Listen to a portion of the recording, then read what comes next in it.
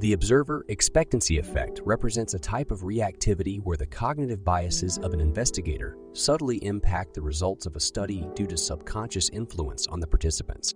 A prominent factor could be confirmation bias, where the researcher, consciously or not, seeks out data that aligns with their hypothesis while disregarding data to the contrary.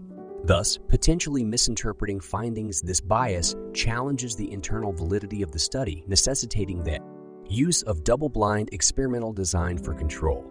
The researcher can introduce these biases in different ways, including subtly communicating their expectations to participants, which affects the latter's conduct, a phenomenon referred to as observer-expectancy effect. This is largely prevalent in data interpretation by humans, coerced or aided by flawed cultural and methodological standards that tend to prefer objectivity.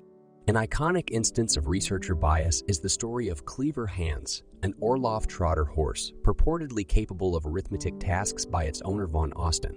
This claim intrigued the philosopher-psychologist duo Carl Stump and Oscar Funkst, who then decided to investigate. They concluded that the horse could indeed answer correctly when the owner didn't pose the questions, but failed to do so if the questioner didn't know the right answer, or if the horse couldn't see them.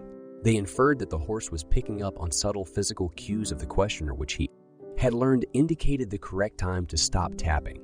Humans are not immune to this form of experimenter bias. An experiment compared two groups given the same task, rating portraits and judging success on a 10 to 10 scale, but with distinct experimenter expectations.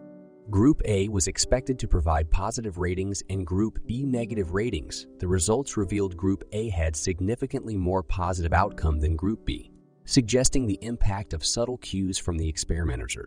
To mitigate this bias, a double-blind technique is essential that ensures neither the experimenter nor the subject knows the exact condition of data collection.